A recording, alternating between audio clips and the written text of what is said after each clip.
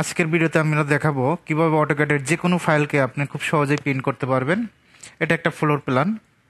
প্রথমে আমরা আপার ফ্লোর প্ল্যানটা, এটা হলো গ্রাউন্ড ফ্লোর, এটা হলো আপার ফ্লোর, এটা আমরা প্রিন্ট করব। প্রিন্ট করার জন্য কিবোর্ড থেকে করবেন, কন্ট্রোল পি দিবেন।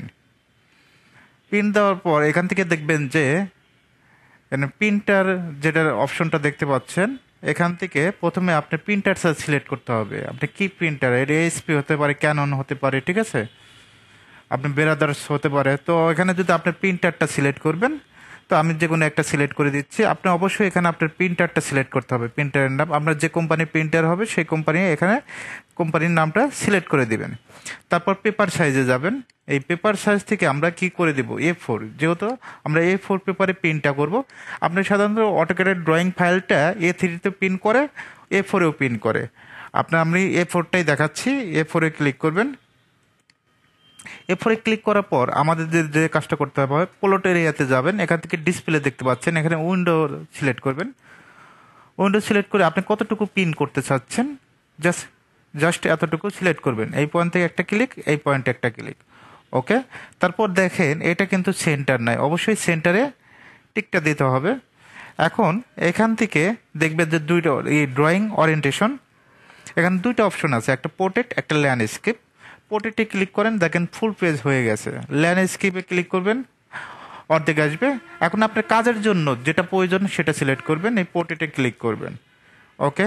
অনেক সময় এটা হাইট থাকে, খুঁজে পায় না, অনেক স্টুডেন্ট প্রশ্ন করেন যে আমি খুঁজে পাচ্ছি না ওরিয়েন্টেশনের যেটা পোর্ট্রেট ল্যান্ডস্কেপ খুঁজে পাওয়া যায় না। এই আরোতে ক্লিক করবেন, এখান থেকে পোর্ট্রেট ল্যান্ডস্কেপ সহজে বের করতে পারবেন।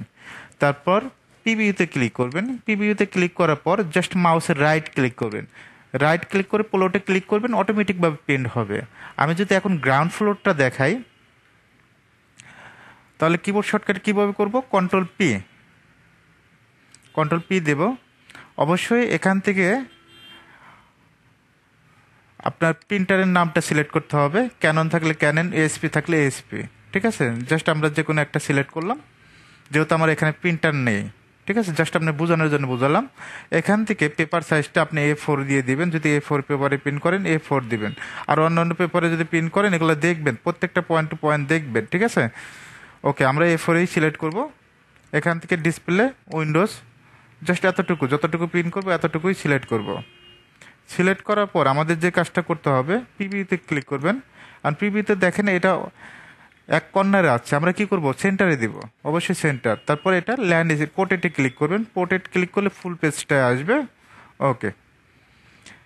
তারপর মাউসের রাইট, প্লটে ক্লিক করবেন, অটোমেটিকভাবে প্রিন্ট বের হয়ে যাবে। এভাবে চাইলে খুব সহজে আপনি অটোক্যাডের যে কোনো ফাইলকে প্রিন্ট করতে পারবেন।